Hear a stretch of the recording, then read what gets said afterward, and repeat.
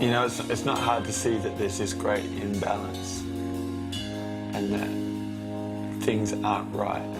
You know, I know that, but for me, I suppose it really hits home if I stop and think about this moment, because it's happening right now.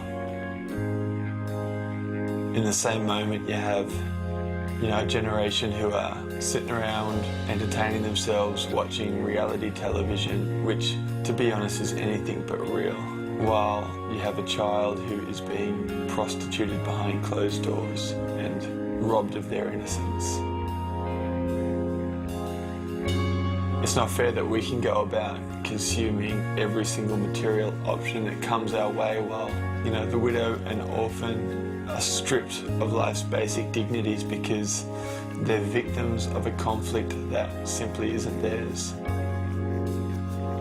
It's not fair that there's a generation who are choking on their obesity while at the same time there's 30,000 children who will die today for lack of food.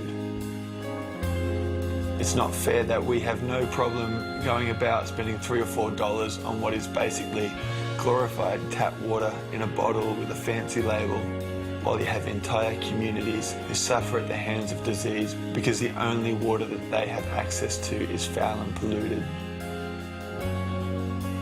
It's not fair that we, you know, can sing and dance and jump around in our freedom and in our liberty while at the same time the slave remains captive, out of sight and out of mind. It's not fair that we can sit and watch the evening news from the comfort of our living rooms and pity those who lived where the storm hit or where the ground shook or where the water rose, and simply feel sorry for them and then change the channel and get on with supper. Is it fair to walk past the homeless man and give him nothing in the assumption that he'll spend it on booze or cigarettes, or to suggest that he should go out and get a job? I mean, who are we to judge the alcoholic or the prostitute or the addict or the criminal as if we were any better? Who are we to forget the downtrodden or the oppressed or the marginalized while we go about chasing the dream? We see this imbalance and we go, man, that's not right, that's not fair. But all too often that's all we do.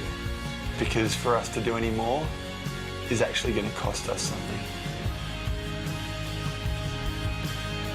And if that's where it ends, perhaps then it's fair to say that when we ignore the prostituted child, that we actually lend our hand to their abuse. That when we ignore the widow and the orphan in their distress, that we actually add to their pain. When we ignore the slave who remains captive, that it's us who's entrapping them. That when we forget the refugee, that it's us who is displacing them. That when we choose not to help the poor and the needy, that we actually rob them. Perhaps the only fair thing to say is that when we forsake the lives of others,